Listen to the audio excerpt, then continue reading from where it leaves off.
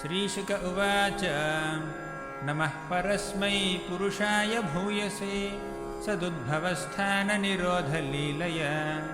गृहीतशक्तित्रितयाय देहिनाम् अन्तर्भवायानुपलक्ष्य वर्त्मने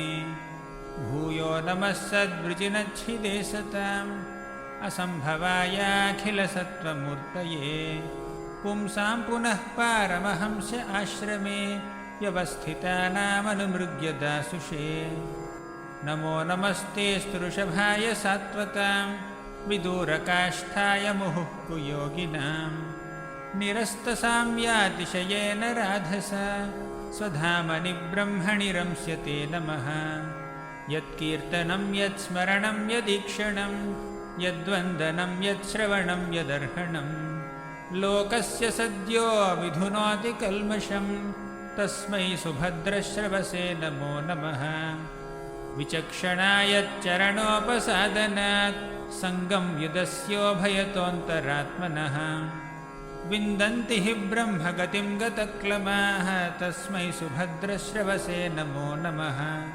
तपस्विनो दानपरायशस्विनो मनस्विनो मन्त्रविदः सुमङ्गलाः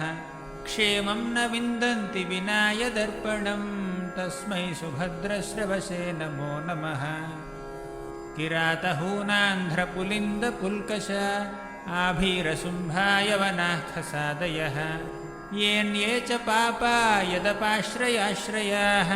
शुध्यन्ति तस्मै प्रभविष्णवे नमः स एष आत्मात्मवतामधीश्वरः त्रयीमयो धर्ममयस्तपोमयः गतव्यलीकैरजशङ्करादिभिर्वितर्क्यलिङ्गो भगवान् प्रसीदताम् श्रियः पतिर्यज्ञपतिः प्रजापतिर्धियां पतिर्लोकपतिर्धरापतिः पतिर्गतिश्चान्धकवृष्णिसात्वतां प्रसीदतां मे भगवान् सतां पतिः यदङ्घ्र्यभिध्यानसमाधिधौतया धियानुपश्यन्ति हि तत्त्वमात्मनः वदन्ति चैतत्कवयो यथा रुचं समे मुकुन्दो भगवान् प्रसीदताम्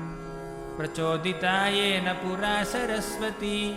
वितन्वताजस्य सतीं स्मृतिं हृदि स्वलक्षणा प्रादुरभूत् किलास्यतः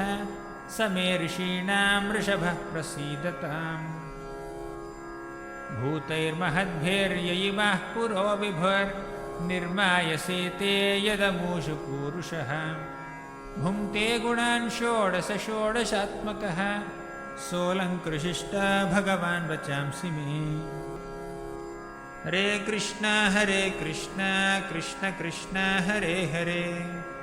हरे राम राम राम हरे हरे